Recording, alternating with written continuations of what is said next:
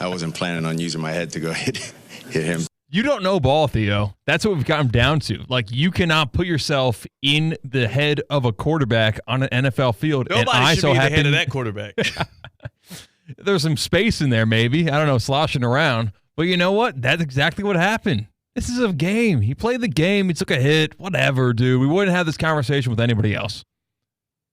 I had this conversation with you about Patrick Mahomes after he literally took his wide receiver Rashee Rice out because as he dove head first for a tackle like an idiot against the Chargers after he threw an interception in a double coverage, he took out Rashee Rice's knee. Now he's not going to have his number one receiver in his second year that was on a trajectory that might have been still leading the league in receptions. Well, yeah, it's better generally to take a out negative play. It's better to take out the opposition's knee than your own wide receiver's knee. I think that goes without saying. And Tua took out an opposing player. Tua's going to take himself out is the problem. He's going to take himself. Now do we have to spend an offseason of him training on tackling drills? We've already done the sliding drills. He had to take jiu-jitsu because he doesn't know how to fall when he's taking a sack. Now we have to teach Tua how to tackle because he throws the ball to the other team too damn much. At what point do we just say, hey, just stay out of the play? Just back up. Relax. Let somebody else handle that. That's why they're your teammates. That's why you're the quarterback. You're the franchise guy. You are the person that we all live and die to protect. Just get out of the way. But even if the quarterback doesn't make the tackle on these plays, he is a body on the field that the defender has to avoid and maybe push the ball carrier to another person who was on offense, now on defense, trying to make a tackle. I don't think where the Dolphins are right now, they have to win every game, right? Yeah. So it's not like, so what? He runs back for a pick six. It's okay. No, you try to make the tackle and say, all right, you get my back, T, please. All that speed on that offense and somebody else couldn't get to him? All of that speed. Raheem Mostert, Devon Achane. Jonnu Smith is fast for a tight end, Tyreek Hill, Jalen Waddle. And he's the one that caught up to the dude. And also, I will say this, too. If you're Tua, you're right. You're right. Hey, go and be a body in the play.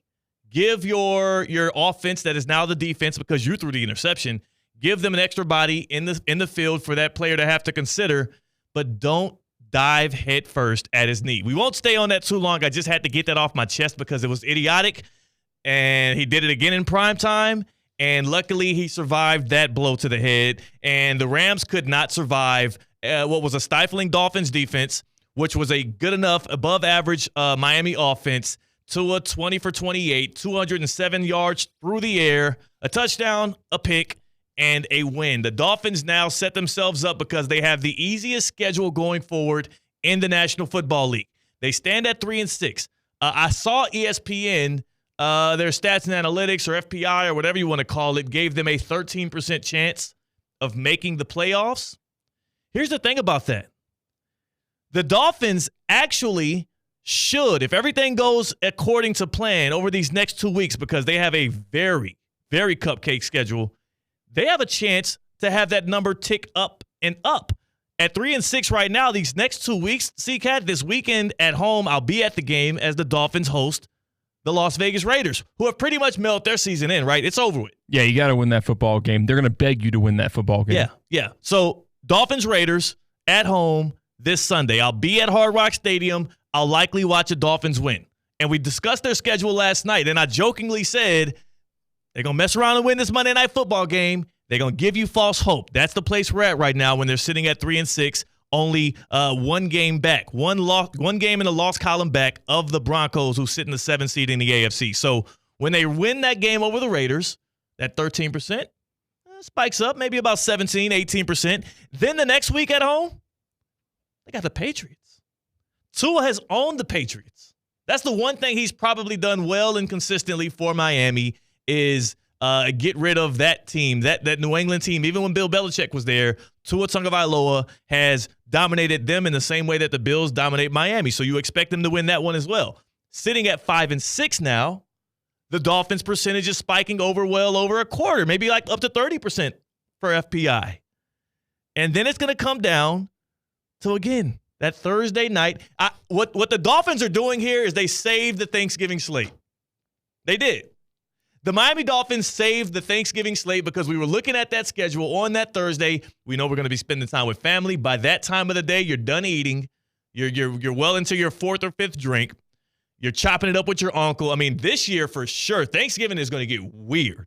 The conversations around Thanksgiving, depending on how your household is and how your family might be split, with everything that's happened over the past 2 weeks here in America, it's going to be some, by the second or third drink, it's going to be some conversations being had at that table. And you know what Tua saved us from?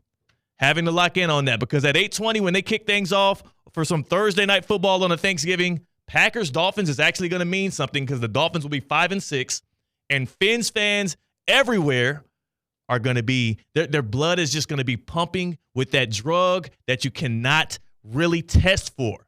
That drug that also just, it makes you as irrational as Tua Tagovailoa is sometimes on the field when he's doing things with his head that he should not be doing. And the drug is hope. False hope at that. The Miami Dolphins are the new team that are the beacon of false hope for their franchise, for their fan base.